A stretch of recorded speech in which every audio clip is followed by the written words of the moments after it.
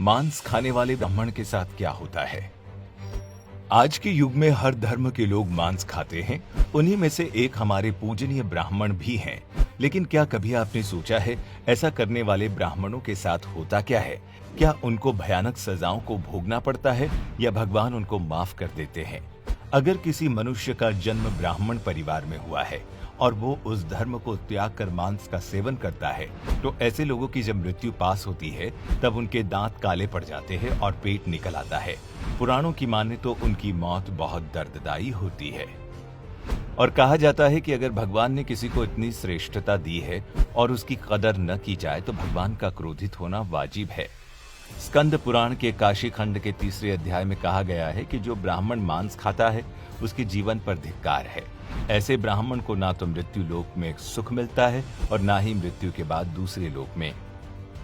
इतना ही नहीं, स्कंद पुराण के अनुसार भगवान शिव उन लोगों की पूजा कभी स्वीकार नहीं करते जो लोग मांस मदिरा का सेवन करते हैं। गाय के मांस का सेवन करना तो बहुत बड़ी बात है।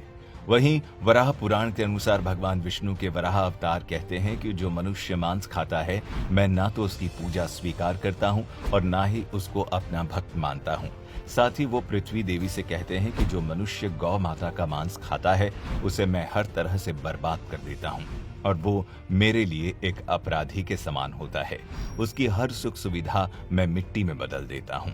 इसके अलावा भगवद गीता में भगवान श्री कृष्ण ने यह भी बताया है कि मनुष्य को क्या खाना चाहिए और क्या नहीं। भगवान कृष्ण के अनुसार मांस एक तामसिक भोजन है जिसके सेवन से मनुष्य की बुद्धि क्षीण होने लगती है और मनुष्य अपनी इंद्रियों पर से नियंत्रण खो देता है। उसके बाद मनुष्य न चाहते हुए भी कई तरह के अपराधों का भी भागी बन जाता है और ऐसा मनुष्य जब मेरी पूजा करता है या मुझे याद करता है तो मैं उसके पास नहीं जाता हूँ। इस तरह का भोजन करने वाले लोग अक्सर कुकर्मी, रोगी, दुखी और आलसी होते हैं। कुछ लोगों का तो ये भी मानना होता है कि वेद मांस भक्षण को जायज बताता है, लेकिन ये सच नहीं है। सच तो यह है कि वेदों में स्पष्ट रूप से बताया गया है कि पशु हत्या अर्थात पशु बलि पाप की श्रेणी में आता है। वेदों का सार उपनिषद और उपनिषदों का सार भागवत गीता है, जिसके अनुसार वेदों में मांस खाने के संबंध में स्पष्ट मना किया गया है। वेदों में बताया गया है कि जो मनुष्य नर, अश्व अथवा अन्य किसी पशु का मांस का सेवन कर उसको अपने शरीर का भाग बनाता है, गौ की हत्या कर अन्य जनों को दूध आदि से वंचित करता है, उससे बड़ा पापी इस सृष्टि में कोई भी नहीं। ऋग्वेद में भी बताया गया है कि गाय जगत की माता है और उनकी रक्षा करना ही समाज की उन्नति है।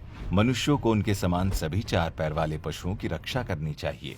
यजुर्वेद की माने तो मनुष्यों को परमात्मा की सभी रचना को अपनी आत्मा के बराबर मानना चाहिए, अर्थात वो जैसे अपना हित चाहते हैं वैसे ही अन्यों का भी हित करें।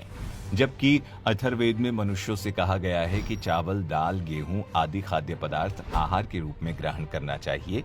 यही एक ऐसा आहार है जो मानव जाति के लिए सबसे उत्तम और रमणीय भोज्य पदार्थ है। कहा जाता है कि पकाने वाला, परोसने वाला और खाने वाला ये सभी बहुत घातक होते हैं। इन तानों का एक ही श्रेणी है तो जाहिर सी बात है कि तीनों को सजा भी एक जैसी ही मिलेगी।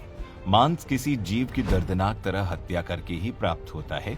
मनुष्य शाकाहारी प्राणी है, ये उसके दांतों की बनावट से पता चलता है। आज के युग में लोग घर पर तो मांसाहार नहीं खाते पर बाहर जाकर अपने दोस्तों के साथ मांस का सेवन करते हैं। उन्हें लगता है कि ऐसा करके वो पाप के भागीदार नहीं बनेंगे, लेकिन ऐसा बिल्कुल भी नहीं होता। उन्हें भी ठीक वही सजाएं मिलती है जो बाकी मांस खाने वालों को भगवान द्वारा दी जाती है।